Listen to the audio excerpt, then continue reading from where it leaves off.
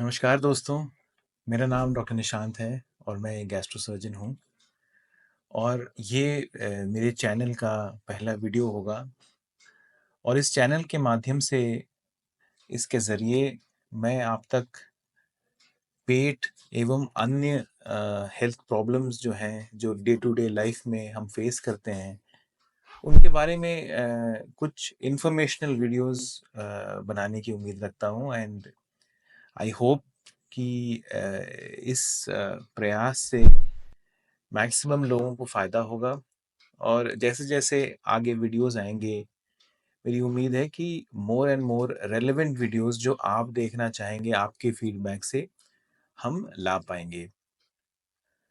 तो आज जो ये पहला वीडियो है, मैंने सोचा कि सबसे पहले जो फर्स्ट वीडियो है, वो एक ऐसे पॉइंट पे होना चाहिए जो मुझे काफ़ी इम्पोर्टेंट लगता है।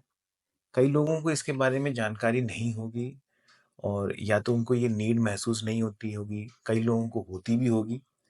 पर मुझे जो हमेशा लगा है, वो ये है कि इंडिया में जो सबसे इम्पोर्टेंट चीज़ हर मरीज़ के लिए है, ये जानना कि कैसे आप अपने लिए जो सबसे सही डॉक्टर है, वो सेलेक्ट करें। How do you select the best doctor who is a, credentialed और जिसके पास वो ऑफ़िशियल डिग्रीज़ हैं, जो आपके इलाज के लिए ज़रूरी है। So, how do you select the appropriate doctor to treat your illness? आप कैसे डिसाइड करते हैं कि जिन डॉक्टर साहब को आप दिखा रहे हैं या आपको जो बीमारी है, उसके लिए किस डॉक्टर से कंसल्ट करना चाहिए? अब ये वीडियो बनाने का मेन रीज़न ये है कि यूजुअली क्या होता है कि बाहर के देशों में, वेस्टर्न कंट्रीज़ में जैसे यूके हो गया या यूरोपियन ऑल कंट्रीज़ हो गई, वहाँ पे एक रेफरल सिस्टम है जो गवर्नमेंट के द्वारा या जो वहाँ की अथॉरिटीज़ है उन्होंने बनाई हुई है। यहाँ पर भी है बट जितने स्ट्रिक्टली वहाँ फॉलो होता है यहाँ फॉलो नहीं होता। तो रेफरल सिस्टम क्या होता है? जब भी आपको कोई तरह की बीमारी होती है, किसी तरह की प्रॉब्लम्स को आप फेस करते हैं हेल्थ वाइज़, तो यूजुअली बाहर में पेशेंट्स पहले अपने जनरल प्रैक्टिशनर के पास जाते हैं जो रेफरल सिस्टम में एक पिवटल पॉइंट पे है।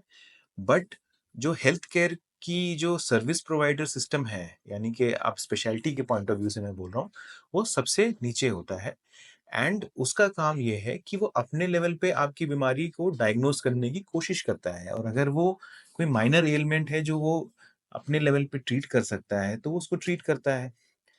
उसे लगता है कि कुछ और जाँचें करानी चाहिए, कुछ इमेजेस करानी चाहिए जैसे अल्ट्रासाउंड हो गया, एक्स-रे हो गया, सीटी स्कैन हो गया या कुछ एडवांस ब्लड टेस्ट कराने चाहिए, तो वो अपने लेवल पे ऑर्डर भी करता है और इनके आधार पर वो अपने आपका एक टेंटेटिव एक डायग्नोसिस बनाता है कि हाँ, भई इन पेशेंट को ये बीमारी होगी। एंड अगर वो अपने लेवल पे उसको नहीं पाता, वो ये समझता है कि ये मेरे लेवल की चीज़ें नहीं हैं, जो ऑब्वियसली वहाँ पे गाइडलाइंस हैं। ऐसा नहीं है कि वो बंदा खुद ही डिसाइड कर सकता है कि नहीं मैंने ये बीमारियाँ देखी हैं तो मैं ही कर लेता हूँ ट्रीट, ऐसा नहीं है। एक जनरल प्रैक्टिशनर लेवल पे किन बीमारियों का ट्रीटमेंट होना चाहिए ये डिसाइडेड है और अ, उसके बियॉन्ड अगर कुछ डायग्नोसिस उसे लगता है, तो वो उसको स्पेशलिस्ट के पास रेफ़र करता है। स्पेशलिस्ट वही डिसाइड करता है कि किधर जाना है और स्पेशलिस्ट की भी स्पेशलाइज़्ड डिग्रीज़ होती हैं, क्वालिफ़िकेशंस होती है, जिसके बाद वो उस चीज़ के स्पेशलिस्ट बनते हैं और पेशेंट्स उसके बाद उन स्पेशलिस्ट को रेफ़र किए जाते हैं। इस सिस्टम का एडवांटेज ये है कि पेशेंट्स हमेशा एप्रोप्रिएट चैनल के थ्रू एप्रोप्रिएट ट्रीटमेंट प्रोवाइडर के पास पहुँचते हैं। बट इस ट्रीटमेंट मोडालिटी का या इस सिस्टम का एक बहुत बड़ा ड्रॉबैक ये है कि यहाँ पे जनरल प्रैक्टिशनर के ऊपर काफ़ी कुछ निर्भर है।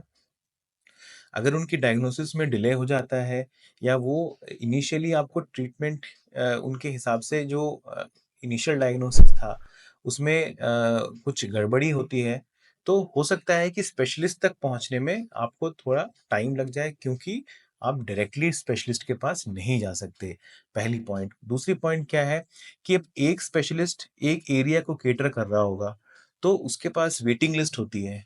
तो अगर आपको आज किसी जनरल प्रैक्टिशनर ने स्पेशलिस्ट के पास रेफ़र कर दिया, तो हो सकता है कि उस स्पेशलिस्ट के पास दिखाने में आपको काफ़ी टाइम लैग लग जाए। तो ये इस सिस्टम का ड्रॉबैक है। बट मेजर एडवांटेज ये है कि आपका जो रेफरल है या आपको किस डॉक्टर को दिखाना है, ये ओनस सिस्टम के ऊपर है, ना कि आपके ऊपर। अब इंडिया में क्या सिस्टम? इंडिया में हमारे पास एडवांटेज है कि जब भी हमें कोई बीमारी होती है, तो हम डायरेक्टली अपने पसंद के डॉक्टर को दिखा सकते हैं। पर प्रॉब्लम क्या है कि ये सिलेक्शन कैसे करना है, ये मैक्सिमम पेशेंट्स को पता ही नहीं होता। लोग कैसे सिलेक्ट करते हैं? लोगों का मोस्टली क्या होता है कि आप अपने रिश्तेदारों से पूछते हैं या अपने दोस्तों से पूछते हैं या अपने जानने वालों से पूछते हैं कि भाई मुझे तो ये बीमारी है, किसको दिखाऊं? अब जो ये जानने वाला है, वो भी आप ही के नॉलेज लेवल पे है, पर कोई ये नहीं कहता कि भाई मुझे नहीं पता। लोग को ये कहना है कि मैंने तो इस बीमारी के लिए इन डॉक्टर साहब से मैंने इलाज कराया था या मैं इन डॉक्टर साहब को जानता हूँ और वो मुझे अच्छे लगते हैं, तो उधर ही जाओ। अब ये डॉक्टर साहब जहाँ पे आप जा रहे हैं, वो इस चीज़ को हैंडल करने के लिए क्या वो क्वालिफ़ाइड है या नहीं है, ये सब जानना कई लोग ये ज़रूरी समझते ही नहीं हैं। बस ये जो ट्रस्ट है, आपको आपके दोस्त पे ट्रस्ट है और आपके दोस्त को आपके डॉक्टर पे ट्रस्ट है और इसी ट्रस्ट के आधार पर आप वहाँ चले जाते हैं। ये एक रूट है। दूसरा, अगर आप खुद भी अपने आप से जानना चाहते हैं, तो आपके आस-पास में कई डॉक्टर्स होंगे। अब कई लोगों को वहाँ पे पता ही नहीं होता कि ये डॉक्टर साहब क्या चीज़ के डॉक्टर साहब हैं, है ना? अब ये सिर्फ़ इनकी गलती नहीं है। कई जगह में मैंने देखा है इंडिया में जो बोर्ड्स लगे हुए हैं डॉक्टर्स के, काफ़ी मिसलीडिंग बोर्ड्स हैं। उसमें 10 तरह की डिग्रियाँ लिखी रहती हैं, जिनके कई बार कोई मायने नहीं होते और आपके बीमारी के पॉइंट ऑफ व्यू से उनका कोई अस्तित्व नहीं है। मतलब they don't provide the doctor any kind of qualification to treat you. But then वो बोर्ड में लगा हुआ है। आपको लगता है कि डॉक्टर साहब के नाम के आगे इतनी सारी डिग्री लगी हुई है, ज़रूर से कुछ ना कुछ तो जानते ही होंगे। तो इन्हीं को दिखा लेते हैं। तो ये सब प्रॉब्लम से क्या होता है कि मैं डे टू डे प्रैक्टिस में ये देख रहा हूँ कि कई मरीज़ हैं जो इनिशियल पार्ट जो है अपना बीमारी का, वो कई जगहों में धक्के खाते हैं, कई जगह गलत ट्रीटमेंट होता है, कहीं पर तो डॉक्टर भी नहीं है जो ट्रीट कर रहे हैं। और ये सब करने के बाद अल्टीमेटली जब काफ़ी खराब हो जाता है मामला, तब पेशेंट को लगता है कि अब तो यहाँ तो नहीं हो पा रहा, तो अब किसी बड़े जगह जाते हैं, किसी बड़े सेंटर में जाते हैं एंड अल्टीमेटली फिर वहाँ जाके उनका प्रॉपर ट्रीटमेंट शुरू हो पाता है। तो ये बहुत बड़ा ड्रॉबैक है हमारे सिस्टम का कि जैसे वेस्टर्न कंट्रीज में सिस्टम की रिस्पॉन्सिबिलिटी कि आप किसके पास जाएंगे, यहाँ इंडिया में ये पेशेंट की रिस्पॉन्सिबिलिटी है, कंज्यूमर की रिस्पॉन्सिबिलिटी है कि वो किसको दिखाएगा। अगर कहीं पर वो गलत होता है तो वो किसी को ब्लेम नहीं कर सकता बिकॉज उसने खुद ही सेलेक्ट किया है कि मुझे यहाँ जाना है। तो क्या है इस प्रॉब्लम का हल? देखिए, ऐसा है कि मुझे लगता है ये बहुत ही सिंपल प्रॉब्लम है और इसका सॉल्यूशन भी काफ़ी सिंपल है। डे टू डे लाइफ में हम सब ऐसे सॉल्यूशंस यूज़ करते हैं। जब भी हम कोई सर्विस कहीं से लेने की कोशिश करते हैं, तो हम अपने तरफ से एक रिसर्च करके ये पता करते हैं कि ये जो सर्विस प्रोवाइडर हैं, ये ऑथेंटिक है कि नहीं। मैं डॉक्टरों की बात नहीं कर रहा, मैं एक आम इसकी बात कर रहा हूँ। जब आपका एलजी का फ़ोन ख़राब हो जाता है या आपका सैमसंग का फ़ोन ख़राब हो जाता है, तो आप authorised distributor, authorised service station, इस तरह की चीज़ों को आप गूगल में सर्च करते हैं या पूछते हैं या वेबसाइट पे सर्च करते हैं और ऐसे ऑथराइज्ड लोगों के पास ही जाते हैं। तो आप ये समझिए कि आपका हेल्थ जो है या हेल्थ केयर जो है, ये भी एक सर्विस है। और for a consumer, sir most important thing, जो सबसे ज़रूरी बात ये है, ये जानना कि आप जिससे सर्विस लेने जा रहे हैं, क्या वो आपको सर्विस प्रोवाइड करने के लिए ऑथराइज्ड है कि नहीं। ये कैसे जानेंगे आप? ये जानने के लिए आई थिंक एक एवरेज जो नागरिक है, उसे बेसिक डिग्रीज़, जो मेडिकल डिग्रीज़ हैं, इसके बारे में जानना बहुत ज़रूरी है। अब आप बोलोगे कि भाई मैं क्यों जानूँ, मेरे को इतना समय नहीं है। देखिए, ऐसा है कि कहीं न कहीं आपके लाइफ में आपको डॉक्टरों से नाता ज़रूर पड़ेगा। You will always come across a doctor in your lifetime, either for yourself or for your family. And उस टाइम पे आपको ये नॉलेज ज़रूरी है। इसीलिए I think everybody should know कि what are the degrees that doctors take and what are the official and authorised degrees that are provided by the government of India. So मुझे लगता है कि बेस लाइन ये जानना बहुत ज़रूरी है। तो मैं इस वीडियो में आपको एक बेस गाइडलाइन देता हूँ ताकि आपको पता रहे कि क्या है। तो आपको अगर मान लीजिए कि अ, आप अपनी बीमारी के लिए एलोपैथिक दवाई या जो इसको मॉडर्न मेडिसिन या इंग्लिश मेडिसिन या इंग्लिश दवाई बोलते हैं, उसमें इलाज कराना चाहते हैं, तो पहली चीज़ जो आपको जाननी है कि आपके डॉक्टर के पास एमबीबीएस की डिग्री होनी चाहिए। अब ये सुनने में बहुत ही फ़नी लग रहा होगा, लोगों को बहुत लोगों को पता भी होगा, बट मुझे बहुत ही दुःख के साथ ये बताना पड़ रहा है कि मैंने बहुत सारे बोर्ड्स देखे हैं, बहुत सारे प्रिस्क्रिप्शंस देखे हैं, डॉक्टर्स जो सो कॉल्ड डॉक्टर बताते हैं अपने आप को और उनके पास एमबीबीएस डिग्री भी नहीं है और लोग देख रहे हैं उनको। दुनिया भर की डिग्रियाँ लिखी रहती है, एफएसीएस, एमएसीएस, पता नहीं क्या-क्या। मतलब many of these words are just jargon, मतलब उनका कोई मतलब ही नहीं है ना? बट क्योंकि वो ऐसे बोर्ड भरा हुआ है, लोग पढ़ने की ज़हमत भी नहीं उठाते। People don't take the trouble of reading these degrees. So first and foremost जो आपको देखना है वो है एमबीबीएस डिग्री। हमारे पास बिना एमबीबीएस डिग्री से आप ऊपर जा ही नहीं सकते कहीं भी। आप कोई स्पेशलिस्ट नहीं है अगर आपके पास एमबीबीएस भी नहीं है तो base line degree MBBS degree होती है जिसको अंडर ग्रेजुएट डिग्री बोलते हैं इंडिया में। और एमबीबीएस डिग्री जो है उसके बाद जो एमबीबीएस डॉक्टर हैं वो जनरल प्रैक्टिशनर्स हैं, वो यहाँ के जनरल प्रैक्टिशनर्स हैं और उनको बेस लाइन जब हम एमबीबीएस की डिग्री करते हैं, मैंने भी करी हुई है, तो हम एक बेस लाइन हर सब्जेक्ट के बारे में सीखते हैं। सर्जरी हो गया, मेडिसिन हो गया, गायनेक हो गया। तो द एम इस डिग्री का यही है कि आपको जो ये एमबीबीएस डॉक्टर्स हैं वो अपने लेवल पे माइनर एलिमेंट्स का ट्रीटमेंट करें और मेजर जो इलनेसेस हैं उनको डायग्नोज करें और अप्रोप्रिएट कंसल्टेंट्स या स्पेशलिस्ट के पास रेफ़र करें।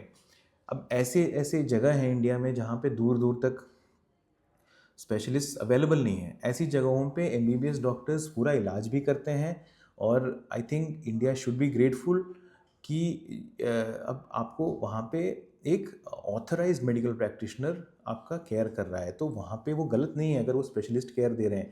क्योंकि कई जगहों में आपको लगेगा कि 400-500 किलोमीटर तक कहीं पर भी कोई स्पेशलिस्ट नहीं है और जो वहाँ पे पेशेंट्स हैं, पुअर हैं, वो जा नहीं सकते, तो वहाँ पे वो फुल केयर प्रोवाइड करते हैं। बट जहाँ पर अवेलेबल है वहाँ पे जनरल प्रैक्टिशनर्स का काम बेस लाइन एक ट्रीटमेंट प्रोवाइड करना और एडवांस ट्रीटमेंट्स के लिए अप्रोप्रिएट रेफरल्स प्रोवाइड करना, यही इनका काम है। नेक्स्ट लेवल पे आते हैं पोस्ट ग्रेजुएट्स। अब यहाँ पे फिर एक कंफ्यूजन आ जाता है। कई लोगों से मेरे मुंह से सुना है, वो कहते हैं एमडी डॉक्टर। अब देखिए एमडी डॉक्टर कुछ नहीं होता है। जो पोस्ट ग्रेजुएट डिग्री है इंडिया में एमबीबीएस के बाद वो दो में डिवाइड हो जाती है। एक ग्रुप ऑफ डॉक्टर्स हैं जो दवाइयों द्वारा, सिर्फ दवाइयों द्वारा बीमारी का इलाज करते हैं। They treat illnesses only by way of medicine. और एक ग्रुप है जो दवाई भी देते हैं और सर्जरी भी कर सकते हैं। अब जो डॉक्टर्स सिर्फ दवाई देते हैं, उन डॉक्टर्स को हम एमडी डिग्री प्रोवाइड करते हैं इंडिया में। और जो दवाई के साथ सर्जरी भी करते हैं, उनके साथ उनकी डिग्री का नाम एमएस होता है। तो एमडी, एमएस अलग चीज़ें हैं। अगर आपको ऑपरेशन करवाना है किसी चीज़ का, तो आपको एमडी डॉक्टर से नहीं मिलना, आपको एमएस वाले डॉक्टर से मिलना है और वो भी जो भी ऑर्गन का आपका ऑपरेशन होना है, उसके जो एमएस है उनसे मिलना है। ऐसा नहीं कि आप किसी भी एमएस से मिलेंगे। तो अब एमडी डिग्री कैसे होते हैं? अब देखिए मैं 2-4 एमडी और एमएस डिग्रीज़ आपको बता दूँ जो आपको कॉमनली यूज़ पड़ते हैं। जो थोड़े और रेयर हैं वो तो ऑफ कोर्स आपको आपके जनरल प्रैक्टिशनर जो एमबीबीएस धारक है, उससे पूछना पड़ेगा कि आपको भई मुझे ये बीमारी है, मुझे किस स्पेशलिस्ट से मिलना है। एक होता है MD general medicine. MD general medicine जो होता है, वो आपका जनरल फिजिशियन है और वो जो डॉक्टर्स हैं, जो वो डिग्री होल्ड करते हैं, वो हर तरह की मेडिकल प्रॉब्लम्स का एक बेसलाइन लेवल पे इलाज करते हैं। उनमें से कुछ डॉक्टर्स ने स्पेशलाइज़्ड चीज़ों में एक्सपीरियंस लिया हुआ होता है, तो वो कई बार स्पेशलाइज़्ड ट्रीटमेंट भी देते हैं। बट जो आपका I think 90% of your medical problems, जो आपकी डायबिटीज़ हो गया, हाइपरटेंशन हो गया या आपके हार्ट, लंग, किडनी से जुड़ी हुई जो नॉर्मल प्रॉब्लम्स हो गई, ये सबका इलाज आपके जनरल फिजिशियन कर सकते हैं। इसीलिए एमडी जनरल मेडिसिन, ये डिग्री आप याद कर लीजिए, आपको जानना बहुत ज़रूरी है। This is your go to medical doctor.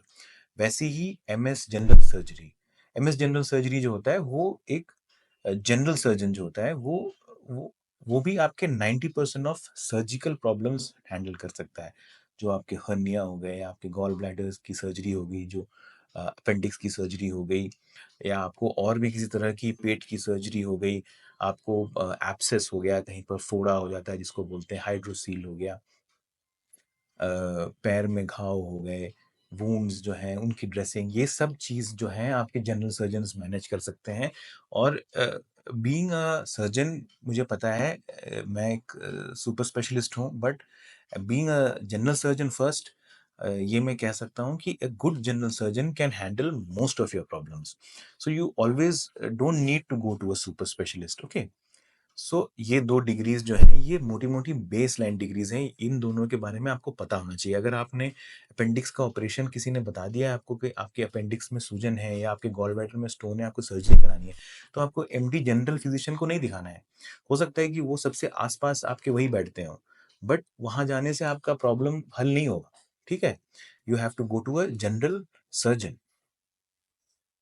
अब इसके अलावा जो नॉर्मल एमडी, एमएस की डिग्रीज़ हैं, अब देखिए मैं और एमएस बता दूँ आपको, तो एमएस ऑब्स एंड गायनी, जो गायनेकोलॉजिस्ट या एन ऑब्स्टेट्रिशियन जो डिलीवरी लेते हैं और लेडीज़ की जो दूसरी गायनी प्रॉब्लम्स हैं उसको डील करते हैं, उनके पास एमएस ओबीजी की डिग्री होती है। ये भी बहुत ज़रूरी है। अब ये मुझे अ, मतलब this is one of the base problems that I am seeing, कि लोग अपने यूट्रस की सर्जरी, जो हिस्टेरेक्टोमी जिसको बोलते हैं, जिसमें यूट्रस निकाला जाता है, ये बहुत ही कॉमन सर्जरी है। और मतलब मैं दिल्ली में रहता हूँ, और दिल्ली से मुझे लगता है कि 100 किलोमीटर दूर आप चले जाएँ, और वहाँ पे मतलब ऐसे-ऐसे लोग हिस्टेरेक्टोमी कर रहे हैं जिन्होंने ऑब्स एंड गायनी दूर-दूर तक कभी देखा नहीं। अब ये बहुत ही दुःख की बात है, और पेशेंट ये चीज़ समझते नहीं हैं। तो बहुत ज़रूरी है ये जानना, आपके गायनेक केयर में ऑब्स एंड गायनेक जो केयर है, सब स्पेशलाइज़्ड ऑर्गन्स हैं। देखिए, सिस्टम सारे जो हैं भगवान ने जो बनाए हैं, वो अपने आप में बहुत ही सोफिस्टिकेटेड सिस्टम्स हैं, और ऐसा नहीं है कि कोई भी कुछ भी कर सकता है इसमें, ठीक है? अब एक ऑर्गन निकालना भले ही मैं सीख लूँ, बट आपकी जो पूरी केयर है, वो सिर्फ़ ऑर्गन निकालने तक सीमित नहीं है। उसमें दवाइयाँ होती हैं, अब कहाँ निकालना चाहिए, कहाँ नहीं निकालना चाहिए, किस तरह के इलाज से आपको मैक्सिमम बेनिफिट होगा, ये चीज़, उस चीज़, जो बीमारी है उसका स्पेशलिस्ट ही जानता है। तो ये जानना बहुत ज़रूरी है। अगर आपको गायनी की प्रॉब्लम है, तो you should consult an obs and gynae doctor rather than going to anybody, okay. So this is just a small example I am saying. तो ये होती है आपकी स्पेशलिस्ट लेवल की डिग्रीज।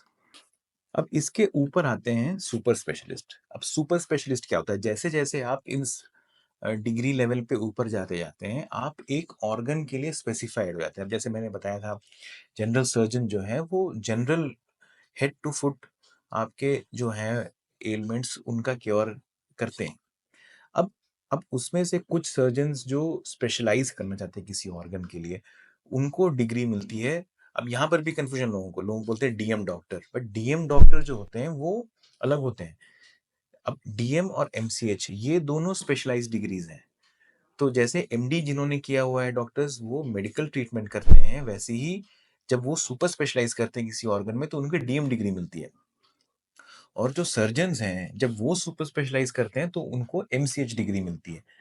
तो आपको ये समझना होगा कि डीएम क्या होता है और एमसीएच क्या होता है। डीएम मेडिकल डॉक्टर होता है, और एमसीएच सर्जन वाले डॉक्टर्स होते हैं, जिन्होंने एमएस कर लिया है और उसके बाद एमसीएच। अब डायरेक्ट कोई जंपिंग नहीं है, ये भी समझ लीजिए। कोई एमबीबीएस के बाद बहुत रेयरली 5 ईयर कोर्सेज़ हैं कुछ, जो डायरेक्टली एमसीएच प्रोवाइड करते हैं, बट वो बहुत कम है। मैक्सिमम लोग इसी लाइन से जाएँगे, पहले सबके पास एमबीबीएस होगा, सबके पास या तो एमडी होगा या एमएस होगा, और उसके करस्पॉन्डिंग अगर उन्होंने सुपर स्पेशलिटी करी है, तो या तो डीएम होगा या डीएनबी होगा।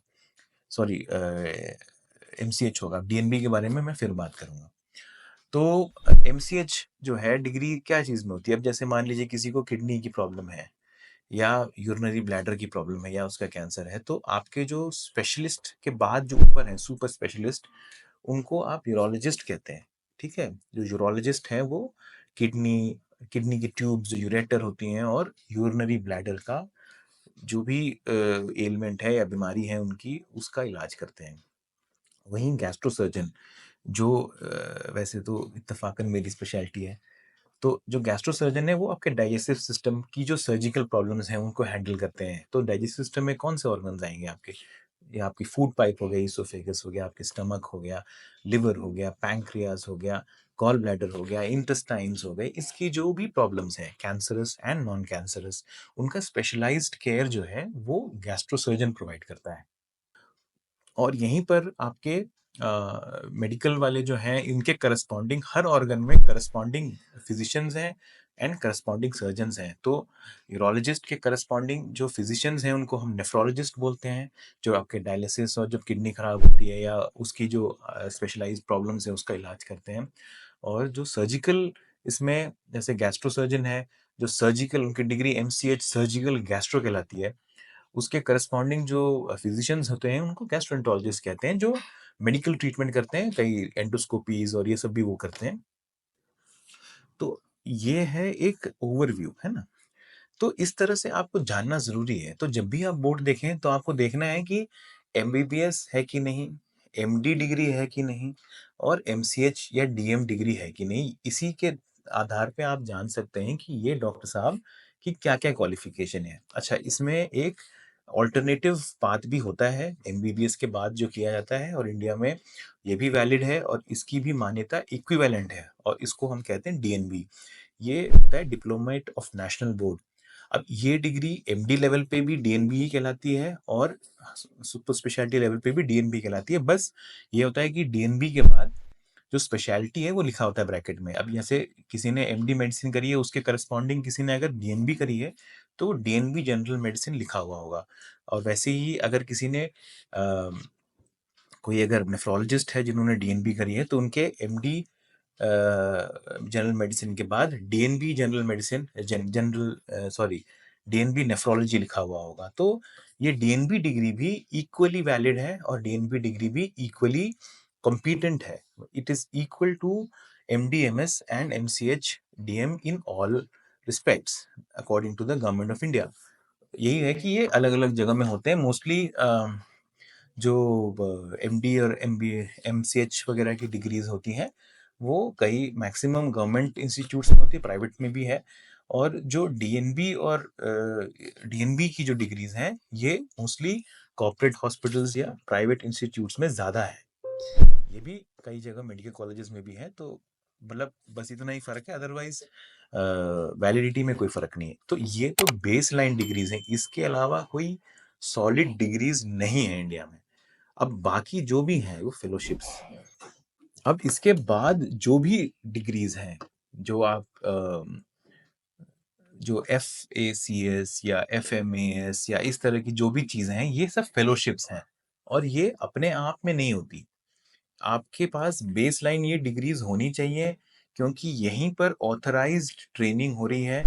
ये मतलब इनके प्रॉपर एग्जाम्स हैं, और ये जो आपका रजिस्ट्रेशन काउंसिल है, ये सब इनको मान्यता प्राप्त है। और जब भी आप किसी का रजिस्ट्रेशन सर्टिफिकेट चेक करेंगे तो उसके अंदर में ये डिग्रीज ही होंगी। इसके अलावा जो भी फेलोशिप्स और ये सब हैं, ये सब इंडिया में मोस्टली नहीं होंगी। तो हमेशा आपको ये देखना है आपके डॉक्टर के पास एमबीबीएस है कि नहीं। अगर आप जनरल प्रैक्टिशनर के पास जा रहे हैं, अगर वो स्पेशलिस्ट हैं, तो जो भी स्पेशलिस्ट के पास जा रहे हैं आप खुद ही देखिए। अगर किसी ने आपको बता दिया है कि आपको सर्जरी होनी है, तो सर्जन के पास जाएंगे तो एमएस जनरल सर्जरी कम से कम होना चाहिए। और अगर आप स्पेशलिस्ट के पास जा रहे हैं, तो अब कोई अपने नाम के सामने यूं ही लिख दे कि भाई मैं पैंक्रियाज का स्पेशलिस्ट हूँ, तो भैया आप अगर ऑर्गन स्पेसिफिक हो जा रहे हैं किसी चीज को लेके, तो आपके पास उस चीज की स्पेशलिस्ट डिग्री है कि नहीं। अब मैं ये नहीं कहता कि जो जनरल सर्जन्स हैं या जनरल फिजिशियंस हैं वो स्पेशलाइज नहीं होते, जरूरी नहीं है कि डिग्री हो। कई बार क्या होता है कि पुराने जो हमारे डॉक्टर्स हैं जो बहुत सीनियर हैं, उस टाइम पे सुपर स्पेशलाइज्ड डिग्रीज नहीं आई थी इंडिया में, तो कई ऐसे हैं जिन्होंने ये डिपार्टमेंट स्टार्ट किए हैं और ये डिग्रीज़ प्रोवाइड करना शुरू करवाया है, उनके पास ये डिग्री ना हो। दूसरे कुछ ऐसे भी दोस्त हैं हमारे जो जिन्होंने ऑफ़िशियली डिग्री नहीं ली, लेकिन उन्होंने इन डिपार्टमेंट्स में कई साल बिताए हैं और उनके पास एक्सपीरियंस है।